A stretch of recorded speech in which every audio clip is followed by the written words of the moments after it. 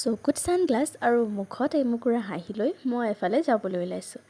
আজি পিছে ইমান ৰ'দ, একেবাৰে অমলেট বনাই দিছে ৰাইচ, গম পাইছেনে? আহা কি গৰম। সেইবোৰ বাদ দিয়ক, এয়া আমাৰ দীপিকাই আহি পালেহি।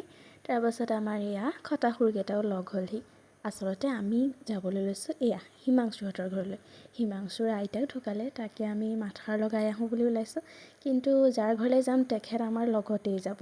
আৰু এটা ধুনীয়া পৰিৱেশৰ মাজেৰে আমি একদম স্কুটি লৈ গৈ আছোঁ। কিন্তু এই আগত যোৱা প্ৰাণীকেইটা যে, এইকেইটাই মানে আমাক এৰি থৈ যায়। দীপিকা আৰু মোক অকলশৰীয়া কৰি দিলে। বাৰু আমিও আহি গন্তব্যস্থান পালোহি। আৰু সিহঁতৰ ঘৰৰ মানে সন্মুখেদিয়ে নৈখন ইমান ধুনীয়াকৈ বৈ গৈছে। নৈ নহয়, চৰি, নদীখন। আৰু এয়া আমাৰ গাৰ্লছ গেং। তাৰপাছত আমি সিহঁতৰ ঘৰত বহিলোহি গোটেইখিনি। আৰু দেখিছেনে চবৰে হাঁহি, মানে ভিডিঅ'টো অন কৰিলে ধুনীয়াকৈ হাঁহি দিয়ে। আৰু অলপ সময় বহাৰ পাছতে আমি সকলোৱে জুচ খালোঁ। তাৰপাছত অকণমান ইহঁতৰ ওচৰৰ পৰিৱেশটো চাওঁ বুলি ওলাই গ'লোঁ। সেই ইহঁতে মোক কৈ আছে যে ইউটিউবত মোক উলিয়াবি, এতিয়া কেলৈ নাচাওঁ? মানে আমি মাত লগাবলৈ আহিও ঘূৰি ফুৰোঁ, দেখিছেনে? ইহঁতি বোলে কেমেৰা চাই মানুহ, আজি কেমেৰাত আহিছে আজি।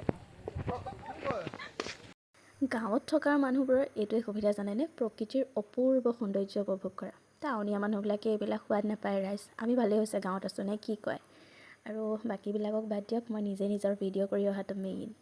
আৰু তাৰপাছত আকৌ আমি ইহঁতৰ ঘৰলৈ ঘূৰি আহিলোঁ। আৰু সন্ধিয়া হ'ব হ'ল যিহেতু আমিও ঘৰলৈ বুলি উভতিলোঁ। উভতোতে মানে সেয়া আৰু আমাৰ কথাটো জানি ফটোটো লাগিবই ন। দলঙৰ ওচৰতে ৰৈ ধুনীয়াকৈ নদীৰ সৌন্দৰ্য উপভোগ কৰি ফটো ল'লোঁ। আজিলৈ আহিছোঁ। See you in the next mini blog. By.